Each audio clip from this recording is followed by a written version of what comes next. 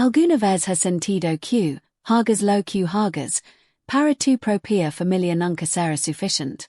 Imagina crecer viendo como todos a tu alrededor sonríen. Pero detrás de cada sonrisa esconden un juicio. Imagina asista, ano tras ano, a reunions donde nadie dice directamente que es menos. Pero todos encuentran la manera de hacerlo sentir. Eso fue exactamente mi vida. Me llamo Natalia Parker, tengo 34 años. Y durante muchos años fue la persona de la familia a la que todos miraban con lástima. Oh, al menos, eso era lo que ellos creían. Lo curioso es que nadie imaginaba que el día de nuestra reunión familiar anual sería el mismo día en que todas sus certezas se derrumbarían. Pero antes de contar como ocurrió todo, necesito que entiendas de dónde viene esta historia. Porque una humiliación que dura 20 años nunca desaparece de verdad. Solo espera el momento perfecto para responder. Crecí en un pequeño apartamento sobre una villa tienda de barrio en el sur de Boston.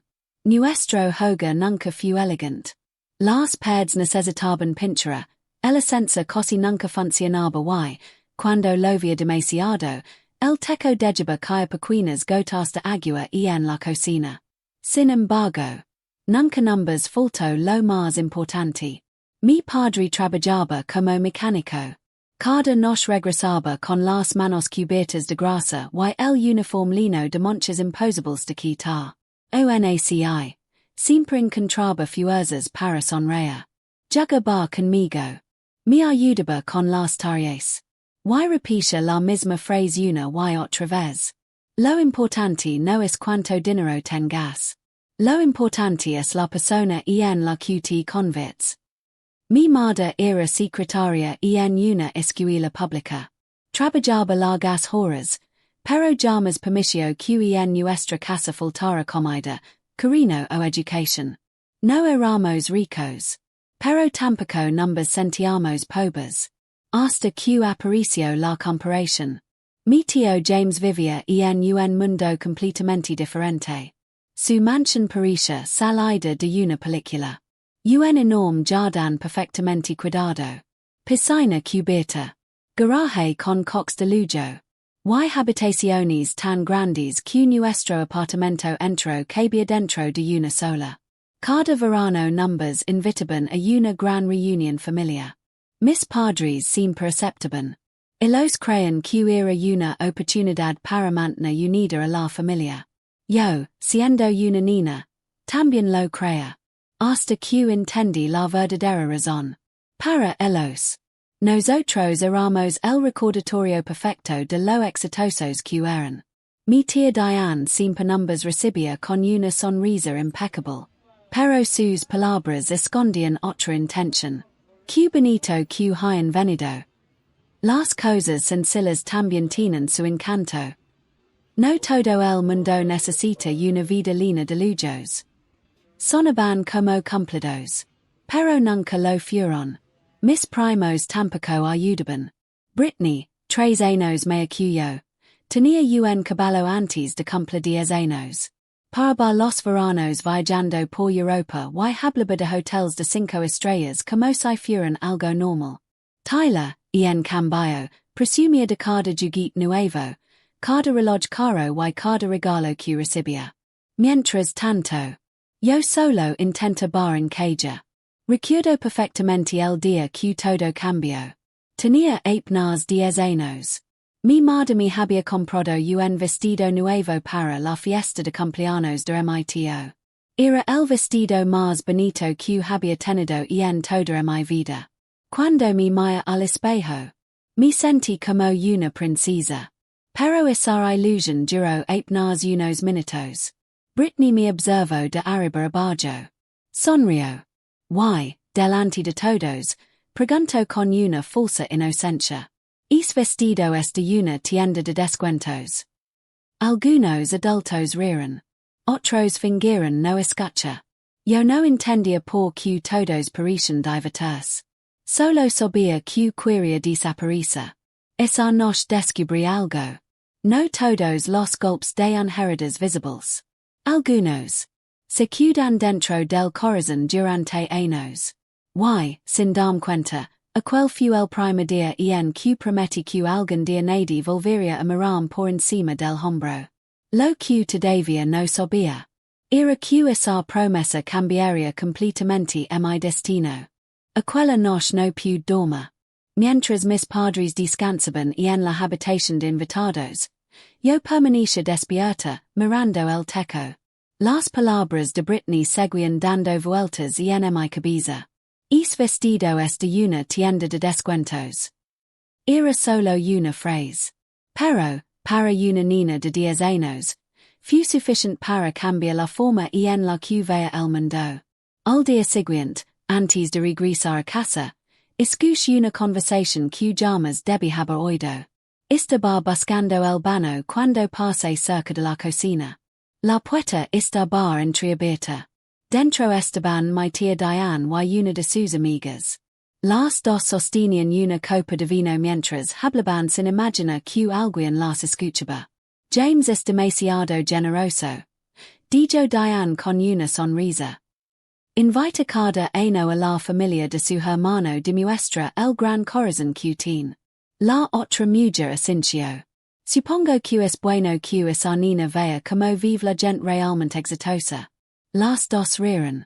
Después legó la frase que nunca olvidé. Sinceramente, a veces siento que trae a los pobres aquí solo les da una ilusión que jamás podrán alcanzar. Sentí que el desapareció. No entendía completamente aquellas palabras, pero comprendí lo suficiente para saber que hablaban de nosotros. De mis padres. De mí. Corrí hasta el coche antes de que alguien pudiera verme llorar. Durante el viaje de regreso nadie dijo una sola palabra. Mis padres pensaban que simplemente estaba cansada. Nunca les conté lo que había escuchado. Guardé esto solo para mí. Ese mismo día, hice una promesa silenciosa. Algún día volvería a esa mansión. No como la niña que inspiraba lástima, sino como alguien a quien nadie pudiera volver desprecia. Desde entonces, mi vida cambió por completo. Mientras otros niños salían a jugar después de clases, yo estudiaba. Mientras mis amigos pasaban horas viendo televisión, yo leía libros de ciencia, matemáticas y tecnología. No porque fuera un genio, sino porque tenía un objetivo. Cada examen era una oportunidad. Cada buena nota era un paso más lejos de aquella cocina. Mis padres comenzaron a preocuparse. Natalia, también necesitas descansar. Mi madre acariciaba mi cabello mientras dejaba un vaso de leche sobre el escritorio. Nadie puede estudiar todo el día. Yo solo sonreía. Estoy bien, mamá. Pero no era verdad. Tenía miedo. Miedo de volver a sentirme pequeña. Miedo de que algún día alguien volviera a llamar caso de corredor de mi familia. Ese miedo terminó convirtiéndose en disciplina. A los 3 años y tenía un plan escrito para mi futuro. Entra en la media universidad. Conseguí una beca completa. Aprender todo lo posible sobre informática. Y construir algo que dependiera únicamente de mí. Mientras tanto, las reuniones familiares seguían siendo exactamente iguales. Mi tío James continuaba siendo el centro de atención. Todos buscaban su aprobación. Todos reían sus chistes. Todos admiraban su dinero. Para él, el éxito solo tenía una definición. Más casas. Más coches. Más inversiones. Más dinero. Mi padre, en cambio, nunca intentó competir. Seguía trabajando como mecánico. Legaba cansado. Con las manos llenas de grasa. Pero cada noche cenábamos juntos. Y eso, para él, era suficiente. Sin embargo, yo veía algo que él fingía no nota. Cada vez que mi tío hablaba con él. Lo hacía desde arriba. Como si fuera un empleado.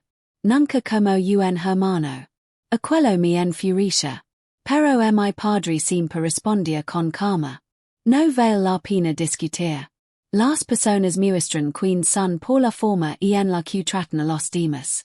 Con los años, Britney también cambió. Y no era solo una niña caprichosa. Ahora disfrutaba haciendo comentarios que parecían amables. Pero siempre escondían una comparación. Q inteligente es, Natalia. Seguro que tus padres están felices de no tener que pagar la universidad. Era un cumplido. Pero sonabar como un recordatorio de que nosotros no podíamos permitirnos otra cosa. Tyler tampoco era diferente. Todo lo que tenía era gracias a su padre. Sin embargo, hablaba como si cada logro fuera únicamente suyo. En cada reunión aparecía con un reloj nuevo. Un coche nuevo. O unas vacaciones más caras que las anteriores. Y siempre encontraba la forma de presumir delante de todos. Yo aprendí otra estrategia. Llega tarde. Habla poco. Marcham temprano. Era la única manera de sobrevivir a aquellas reuniones sin salir herida. Pero, en silencio. Seguía trabajando. Porque sabía una cosa. El día que mi oportunidad llegara. No necesitaría convencer a nadie con palabras. Los resultados hablarían por mí. Y cuando ese momento apareciera, toda aquella familia descubriría que había cometido el mayor error de su vida. Entré en MIT con una beca completa fue el primer momento en el que sentí que mi esfuerzo realmente había valido la pena. Cuando llegó la carta de aceptación, mi madre lloró de felicidad. Mi padre apareció esa noche con una pequeña botella de champán. Era un lujo para nuestra familia. Pero él sonrió y dijo: Hoy no celebramos un papel. Celebramos todo lo que has luchado para conseguirlo. Nunca olvidar aquella noche. Sin embargo, la siguiente reunión familiar fue muy diferente. Mi tío James me felicitó con una sonrisa. Me dio una palmada en el hombro y dijo: Muy bien, Natalia. Las becas siempre son una buena ayuda cuando una familia no puede pagar una universidad. Todos sonrieron. Nadie dijo nada. Otra vez, había convertido mi mayor logro en un recordatorio de que éramos la familia con menos dinero.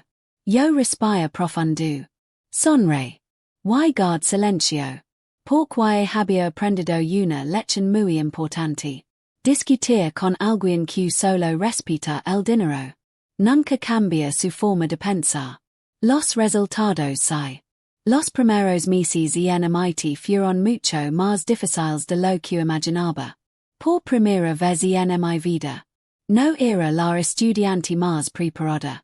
Muchos de mis compañeros levaban programando destinos. Habían estudiado en colegios privados.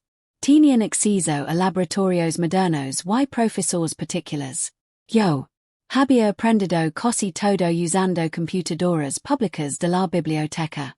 Cada clase era un desafío. Cada examen parecía una montaña. Más de una vez pensé que quizá no pertenecía a ese lugar. Pero abandonar nunca fue una opción.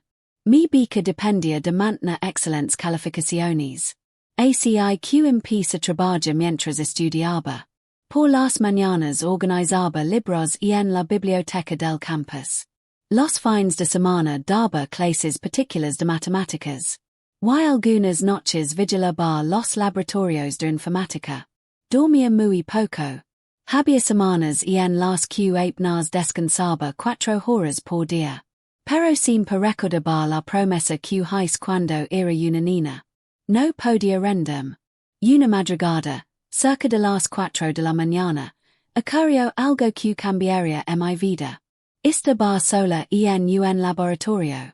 Llevaba horas intentando resolver un problema de programación. Nada funcionaba. Estaba tan cansada que terminé dormida sobre el teclado. Cuando desperté, había un joven sentado frente a mi computadora. Pensé que iba a regañarme. Pero, en lugar de eso, sonrió. Creo que encontré el error. Me acerqué rápidamente. En menos de 10 minutos había solucionado un problema cuyo levaba horas intentando resolver. Es joven se llamaba Lucas Chen. Era hijo de inmigrantes chinos. Sus padres tenían un pequeño restaurante en California. Al igual cuyo había legado hasta allí gracias a su esfuerzo. Nos hablamos hasta que salió el sol. Descubrimos que ambos compartíamos la misma pasión por la ciberseguridad. Durante meses trabajamos juntos en proyectos universitarios. Cada conversación terminaba igual. Los sistemas actuales solo reaccionan cuando es demasiado tarde. Si existiera una tecnología capaz de anticiparse los ataques. Aquella pregunta empezó como una idea. Después se convirtió en un proyecto. Poco a poco. Terminó convirtiéndose en un sueño. Cuando nos graduamos con honores, muchos de nuestros compañeros aceptaron empleos con salarios increíbles. Grandes empresas tecnológicas compiten por contratar a los mejores estudiantes. Nosotros también recibimos algunas ofertas. Pero ninguna nos hace sentir realmente emocionados. Una tarde, Lucas me hizo una pregunta. Si construimos nuestra propia empresa? Guard silencio durante varios segundos. Era una locura. No teníamos dinero. No teníamos inversores. Ni siquiera teníamos una oficina. Solo teníamos conocimientos. Una enorme cantidad de ganas. Lo pensé durante unos minutos. Después extendí mi mano. Hagámoslo. Así nació nuestro proyecto. Alquilamos un pequeño apartamento en Cambridge. El techo tenía goteras. La calefacción falaba constantemente. Los muebles eran de segunda mano. Muchas veces nuestra cena consistía únicamente en fideos instantáneos y café. Mientras otros disfrutaban de sus nuevos trabajos. Nosotros pasábamos los días programando. Las noches. Buscando una oportunidad que nadie quería darnos. Inversa tras inversa rechazaba nuestra idea. No tienen experiencia. Es demasiado arriesgado. Vuelven dentro de algunos años. Escuchamos esas mismas palabras una y otra vez. Pero cada rechazo. Nos obligaba a mejorar. Porque entendemos que el éxito nunca llega para quienes esperan. Solo llega para quienes siguen avanzando cuando todos los demás se han rendido. Aunque todavía no lo sabíamos. El momento que cambiaría nuestras vidas estaba mucho más cerca de lo que imaginábamos. Los primeros meses de nuestra empresa fueron una verdadera prueba. Cada mañana comenzaba con esperanza.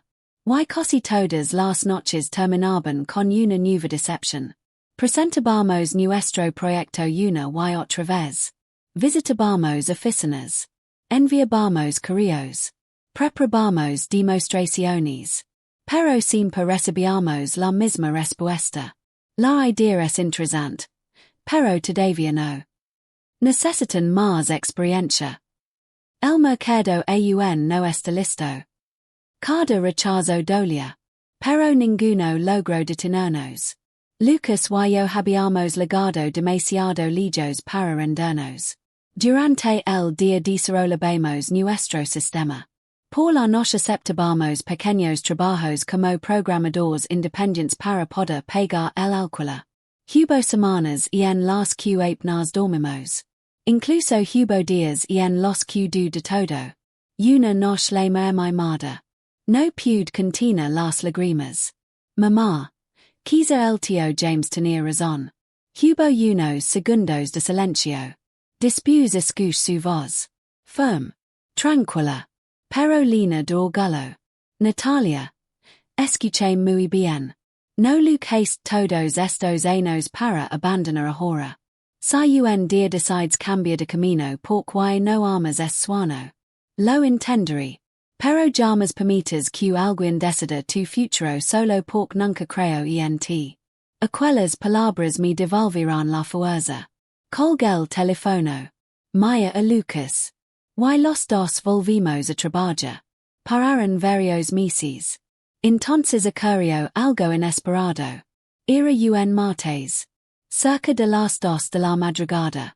Levantábamos horas intentando resolver un problema que parecía imposible. Nuestro sistema era rápido. Pero todavía no podía anticipar los ataques informáticos como imaginábamos. Después de muchas pruebas, decidí cambiar completamente el enfoque. Era una idea arriesgada. Nadie la había utilizado de aquella manera. Lucas me miró sorprendido. ¿Estás segura? Respira profundamente. No. Pero tenemos que intentarlo. Pulse la última tecla. Durante unos segundos. La pantalla quedó completamente en silencio. Después comenzaron a aparecer los resultados. 1, 2, 5, 10 ataques simulados. Todos fueron bloqueados automáticamente. El sistema aprendía. Se adaptaba. Y respondía cada vez más rápido. Lucas permaneció inmóvil. Después sonrió. Natalia. Creo que acabamos de crear algo que puede cambiar esta industria. No respondí. Solo observaba la pantalla.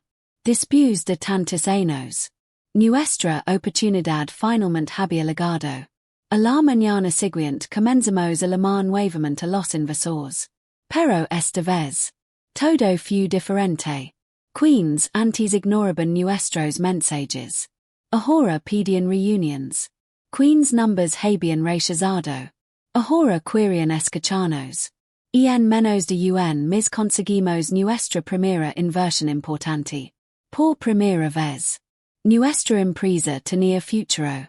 Pudimos alquilar una pequeña oficina. Contratamos a nuestro primer empleado. Y comenzamos a trabajar para clientes reales. Nuestro primer gran contrato llegó gracias a una decisión bastante atrevida. Había una empresa financiera con graves problemas de seguridad. Durante semanas intenté conseguir una reunión. Nadie respondía. Hasta que un lunes decidí presentarme personalmente. Esperé durante horas en el vestíbulo. Sin moverme. Sin rendirme. Finalmente, el director de tecnología aceptó recibirme durante 15 minutos. Solo 15. Pero aquello fue suficiente. Le mostramos nuestro sistema. Respondemos todas sus preguntas. Y, cuando terminó la reunión, nos ofreció un contrato que era mucho más grande de lo que habíamos imaginado. Salimos del edificio sin decir una palabra. Nos miramos. Y empezamos a reír. No porque el dinero fuera importante, sino porque, por primera vez, alguien había confiado en nosotros. A partir de ese momento todo comenzó a acelerar. Llegaron nuevos clientes. Después llegaron más empleados. Nuestra reputación creció. Y nuestra tecnología empezaba a llamar la atención de empresas muy importantes. Un día recibimos una oferta inesperada. Una gran corporación quería comprar toda nuestra empresa. La cifra era enorme. Lo suficiente para no volver a preocuparnos nunca por el dinero. Lucas estaba tentado. Era una oportunidad única. Nos reunimos durante horas. Analizamos números. Ventajas. Riesgos. Hasta que le hice una pregunta. Si hoy nos ofrecen esta cantidad. ¿Qué pasará dentro de 5 años si seguimos creciendo? Lucas permaneció en silencio. Luego sonrió. Tienes razón. No hemos llegado hasta aquí para vender nuestro sueño. Rechazamos la oferta. Fue una decisión difícil. Pero también fue la mejor decisión de nuestras vidas. Porque, apenas un año después, nuestra empresa y volía varias veces más. Abrimos oficinas en diferentes ciudades. Formamos un equipo extraordinario. Y, por primera vez, sentí que la niña que había sido humillada tantos años atrás comenzaba, poco a poco, a cumplir la promesa que hizo en silencio. Sin embargo, Todavía quedaba una última cuenta pendiente. La reunión familiar de aquel verano. Why nadie imaginaba que esa tarde sería imposible volver a mirar con desprecio. La reunión anual comenzó exactamente igual que todos los años. Los jardines estaban impecables. Las mesas llenas de comida. Las copas brillaban bajo el sol.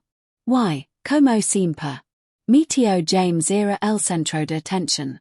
Los invitados escuchaban cada una de sus historias de negocios como si fueran lecciones de vida. Yo leg conduciendo un automóvil elegante, pero discreto. Podía haber llevado un vehículo mucho más llamativo. No lo hice. Todavía quería que todos siguieran creyendo que mi empresa era pequeña. Quería que la sorpresa fuera completa. Mi tía Diane me recibió con su habitual sonrisa. Natalia, que alegría verte. Siempre estás ocupada con tus computadoras. Sonreí con tranquilidad. El trabajo nunca termina. Ella observó mi ropa durante unos segundos. Intenta calcula cuánto costa pero, al no ver ningún logotipo visible, simplemente cambió de tema. Dentro de la casa todo seguía igual. Britney hablaba de sus vacaciones de lujo. Tyler presumía de su nuevo automóvil deportivo. Mateo James explicaba una enorme compra que acababa de hacer para ampliar su empresa. Durante la cena llegó el momento que conoce demasiado bien. El discurso familiar. James levantó su copa. Uno por uno comenzó a mencionar los logros de todos. Felicitó a Britney. Aplaudió el ascenso de Tyler. Celebró nuevas propiedades, inversiones y viajes. Finalmente llegó mi turno. Natalia, continúa con su pequeña empresa tecnológica. Numbers alegra que siga luchando por sus sueños. Hubo algunos aplausos. Nada más.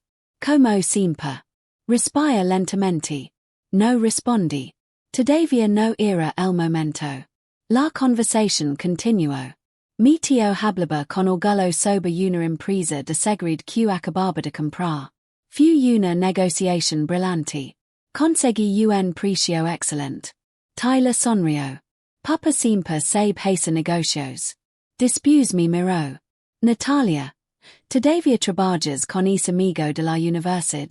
Asentí. Sí. Seguimos creciendo. Tyler soltó una pequeña risa. Bueno. Algún día quizá puedas trabajar con empresas de verdad. Varias personas sonrieron. Mi tío añadió con tono amable. Si algún día necesitas un empleo estable, todavía puedo ofrecerte un puesto en una de mis compañías. Era exactamente igual que años atrás. Otra vez hablaban conmigo desde la lástima. Otra vez suponían que necesitaba ayuda. Yo dejé el tender sobre el plato. Sonreí. Respondí con absoluta calma. Gracias. Pero creo que mi trabajo actual es suficiente. Nadie entendió el verdadero significado de esa frase. Todavía. Pedí permiso para salir unos minutos al jardín. Saqué mi teléfono. Escribí una sola palabra. Ahora. Guarda el móvil. Regresa la mesa. 5 minutos después. Un sonido comenzó a escucharse lo lejos. Al principio nadie le dio importancia. Pero cada segundo era más fuerte. Whoop. Whoop. Whoop. Todos levantaron la vista. Alguien abrió la ventana. Un helicóptero negro apareció sobre los árboles. Comenzó a descender lentamente sobre el enorme jardín. Los invitados salieron rápidamente al exterior. Mi tío James estaba completamente desconcertado. ¿Quién se atreve a aterrizar aquí? El helicóptero tocó el suelo con total precisión. Las hélices seguían girando. Un piloto descendió con tranquilidad. Camino directamente hacia nosotros. Buenas tardes. La señorita Natalia Parker se encuentra aquí. Todas las miradas se dirigieron hacia mí. Di un paso al frente. Soy yo. El piloto inclinó la cabeza con respeto. Señora Parker. El avión privado y está listo. La reunión con los inversionistas en Nueva York comenzará temprano mañana. El helicóptero llegó según sus instructions. El silencio fue absoluto. Mi tío me miró confundido. Tus instructions. Sonre. Sí. Es mi helicóptero. Nadie habló. Britney abrió los ojos con incredulidad. Tyler dejó caer lentamente su copa. Mi tía Diane apenas podía reaccionar. Mi tío James fue el primero en romper el silencio. Tu helicóptero. Lo mira directamente a los ojos. Mi empresa y no es una pequeña startup. Hoy protegemos la información de compañías internationales, instituciones financieras y organizations que manejan miles de millones de dólares. Hace unas semanas. Nuestra valoración superó los 2.000 millones de dólares. Nadie respiraba. Continuó hablando con la misma tranquilidad. Lucas y yo seguimos siendo los principales accionistas. Eso significa que no necesito buscar trabajo. Al contrario. Ahora muchas empresas buscan trabajo con nosotros. Mi tío intentó sonreír. Natalia. Siempre supe que ligerías lejos. Nigue lentamente con la cabeza. No. Nunca lo creíste. Solo cambiaste de opinión cuando descubres cuánto valía mi empresa. Entonces saque una carpeta. La coloqué en sus manos. Él comenzó a leer. Su rostro perdió completamente el color. Esto, no puede ser. Lo observe con serenidad. La empresa que compraste el mes pasado ahora pertenece a nuestro grupo empresarial. En otras palabras. Esa inversión que tanto celebrabas. Ahora forma parte de una compañía dirigida por mí. Nadie dijo una sola palabra. Después de tantos años. La verdad finalmente había salido a la luz. Maya toda mi familia. Respira profundamente. Y dije las palabras que había esperado durante más de 20 años. Hoy no vine para humillar a nadie. Vine para recordarles algo muy sencillo. El valor de una persona nunca depende del dinero que tenga. Depende de su esfuerzo. De su honestidad. Y de la forma en que trata a los demás. Porque el respeto. Debe existe antes del éxito. No después. Subí al helicóptero. Mientras despegamos, observe la mansión Jesus cada vez más pequeña. Y comprendí algo que jamás olvidar. La milla venganza nunca fue hacelos sentir inferiores. La verdadera victoria fue demostrarme a mí misma que jamás necesito su aprobación para construir la vida que siempre son. Si esta historia te hizo reflexionar. Deja tu comentario contando si alguna vez alguien dudó de ti. Dale me gusta el video, suscríbete al canal y activa la campana para no perder las próximas historias llenas de emoción, superación y giros inesperados. Nos vemos en el próximo video.